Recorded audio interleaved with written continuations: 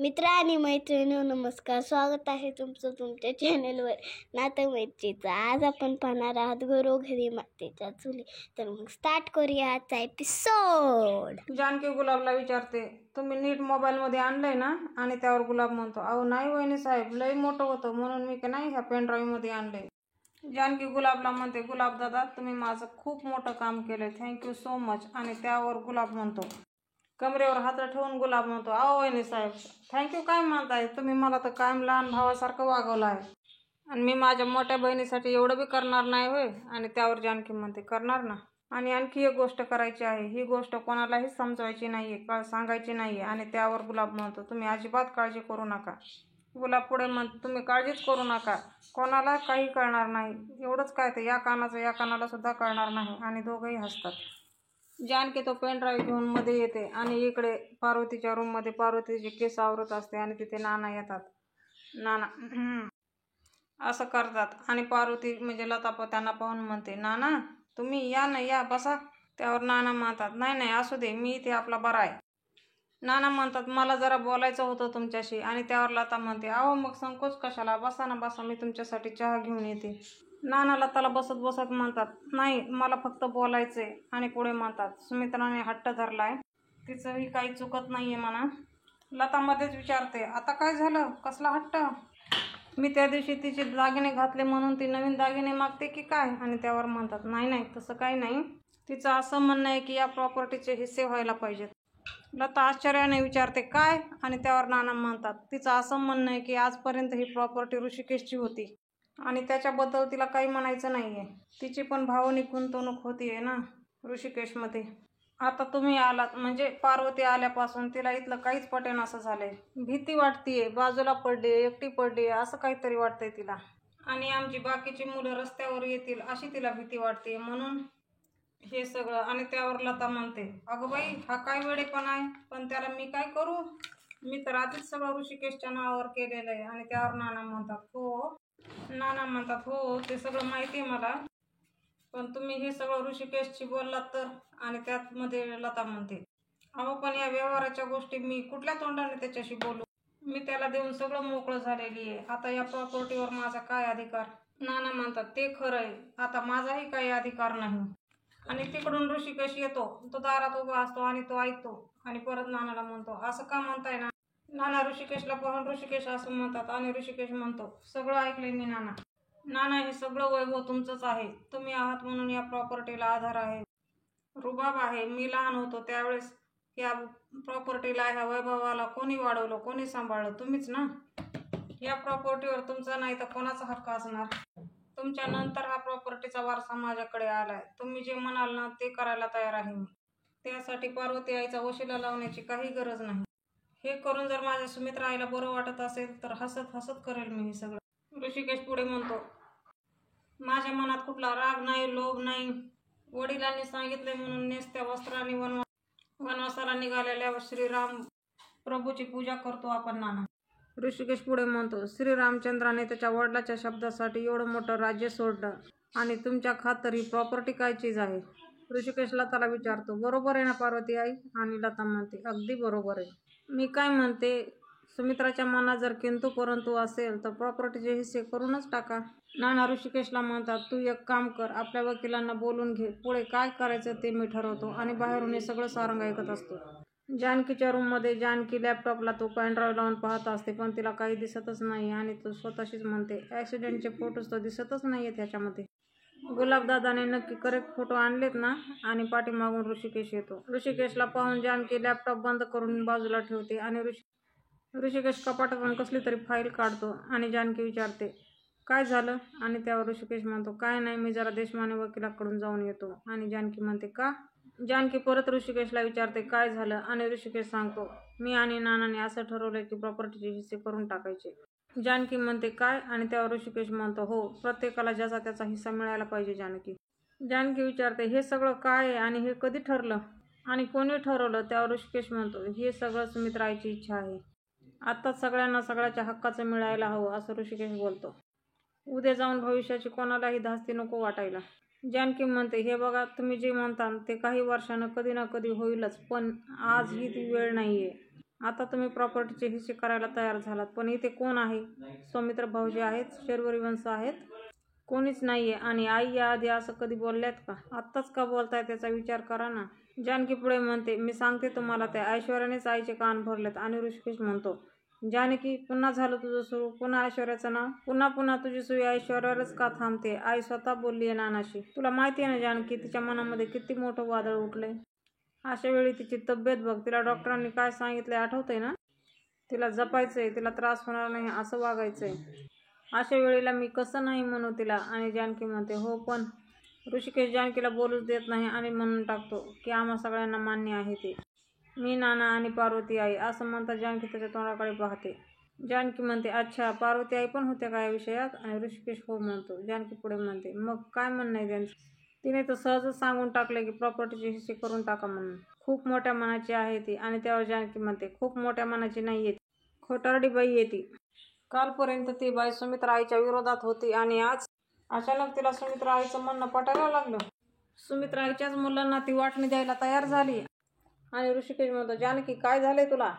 जानकी काहीतरी बोलायला जाते, तोच ऋषिकेश म्हणतो, जानकी थांब. प्रत्येक वेळी तुझ्या मनामध्ये उलट विचार येतो आणि प्रत्येक गोष्टीचा उलट विचार करतेस तू. ऋषिकेश पुढे म्हणतो, प्रॉपर्टीचे हिस्से आज ना उद्या करायचेच आहेत ना, मग आज का नको? सांग ना.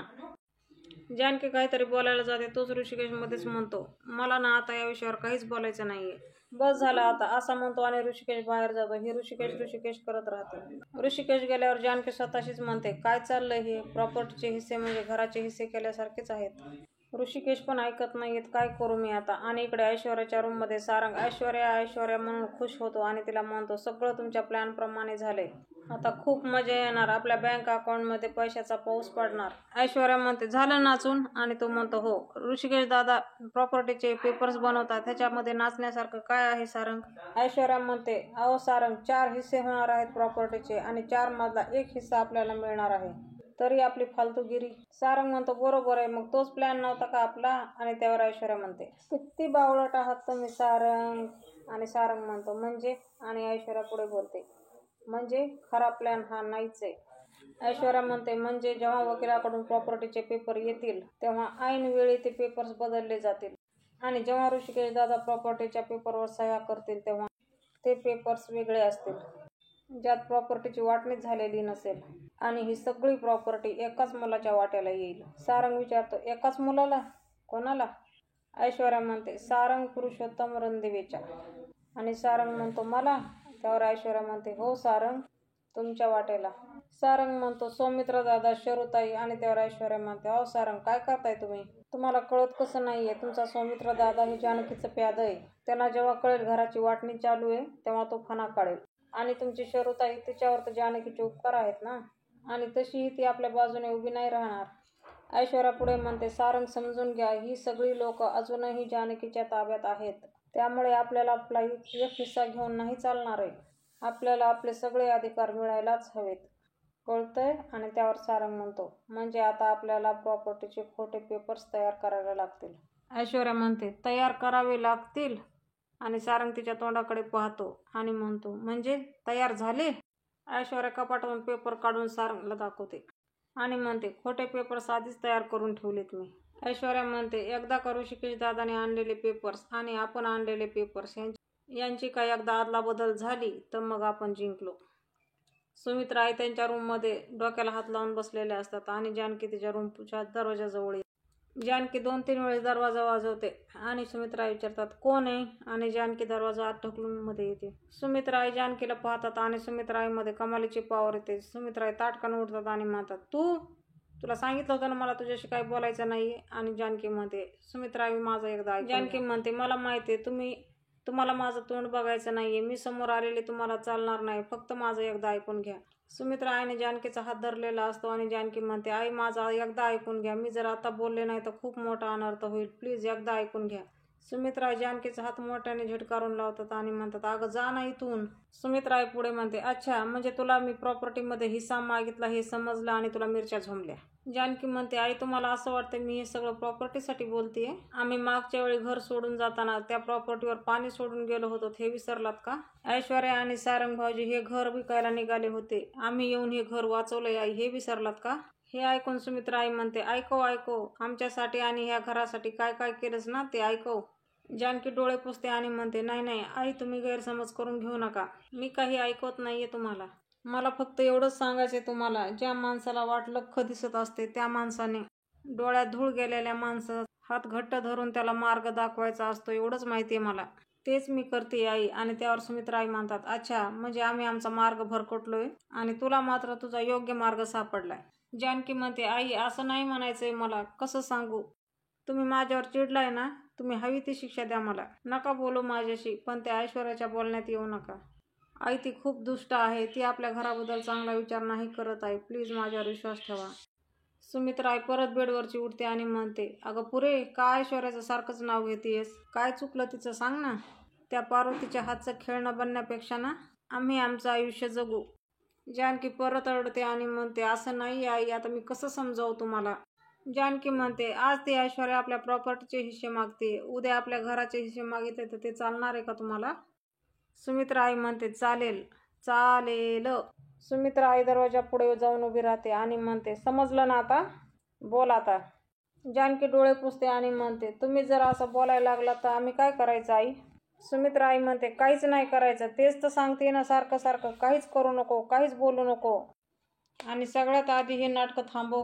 अगं ह्या घरात जे दुष्टचक्र चालू आहे ना ते तुझ्यामुळे. तू त्या पार्वतीला घरात आणलंस ना म्हणून. आज ती पार्वती तुझ्या नवऱ्याची आई बनून ह्या घरावर राज्य करते आणि तू तिच्या हातचं खेळणं बनून नाचतेस तिच्या समोर. जानकी. जानकी रडते आणि सांगते, म्हणते, माझे हात दगडाखाली आहेत आई. माझं चुकलं आई, मी त्याची माफी मागते. मी त्या बाईला घरात आणलं, खरंच माझी खूप मोठी चूक झाली आई. आता माझा कशावरच कंट्रोल नाहीये. मला नव्हतं माहिती ती बाई घरात आल्यावर एवढा सगळा तमाशा करेल. मला आता कळतंय माझ्या हातात काही नाहीये. जानकी सुमित्रा आईचा हात हातात घेतात आणि म्हणते, आता हे सगळं तुमच्या हातामध्ये आहे, ते उसवू देऊ नका आई. सुमित्रा आई परत जानकीच्या हाताला झटका देतात आणि म्हणतात, बस, मी तुझी आई नाही आणि सासूही नाही, लक्षात ठेव. आणि जानकी म्हणते, आई असं नका बोलू. हे तुझे सगळे डाव मला कळतायत बरं का. आणि त्यावर जानकी म्हणते, आई माझा यात कुठलाही डाव नाही. माझ्या मनातही काही काळं नाहीये. ती ऐश्वर्या, तुम्हाला माहिती ना तिने आतापर्यंत काय काय केलं. आणि सुमित्रा आई तिला ढकलत बाहेर नेतात आणि म्हणतात, चालते हो. जानकी म्हणते, आई मला तुमच्याशी बोलायचंय, प्लीज असं करू नका. आणि आई तिला ढकलत रूमच्या बाहेर काढतात. सुमित्रा आई म्हणतात, जा, तुला किती वेळा सांगू मी, मला तुझ्याशी काही बोलायचं नाहीये. असं म्हणतात तिला बाहेर काढतात आणि दरवाजा लावून घेतात. परत जानकी बाहेरून दरवाजा ठोठावते आणि रडत म्हणते, आई त्या ऐश्वर्यावर विश्वास नका ठेवू. दरवाजा बाहेर जानकी आणि दरवाजाच्या मध्ये सुमित्रा आई दोघेही दरवाजाला टेकून रडत असतात.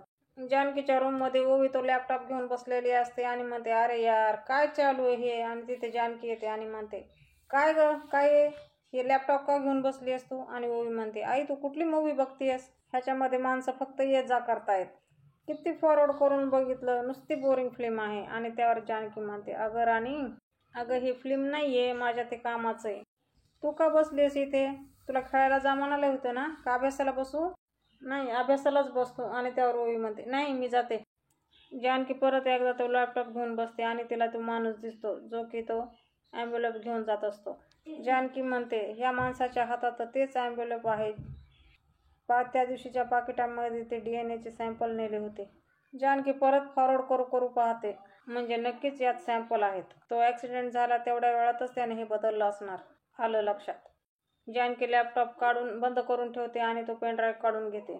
उद्याच्या भागामध्ये आपण पाहणार आहोत कावेरी काकू आणि लता या दोघींची मंदिरामध्ये भेट होते. आणि लता कावेरी काकूला विचारते, नानासाहेबाला जानकीच्या वडिलांनी किडनॅप केलं होतं? आणि त्यावर कावेरी काकू म्हणतात, अहो काय बोलताय ताई हे? ते जानकीचे वडील कसे असतील? मी ऐश्वर्याची आई आहे, जानकीची नाही. हे ऐकून लताला खूप आश्चर्य वाटते आणि ती तोंडावर हात ठेवते. आणि एका हवालदाराला जानकी विचारते, तुम्ही या माणसाला ओळखलंय म्हणजे? तो आपल्याच गावातला आहे का? तो कुठे असतो? कुठे सापडेल? कुठे शोधू मी त्याला? आणि तो हवालदार म्हणतो, जय हिंद चौकात. आणि तिथूनच त्या माणसाचा आवाज येतो, अरे चाय दे ना. असेच नवनवीन आणि फुल एपिसोड पाहण्यासाठी आजच आपलं चॅनल सबस्क्राईब करा. बेल आयकॉन प्रेस करायला विसरू नका. व्हिडिओ आवडला असेल तर एखादा लाईक नक्कीच करा. भेटूया आपण उद्याच्या भागात.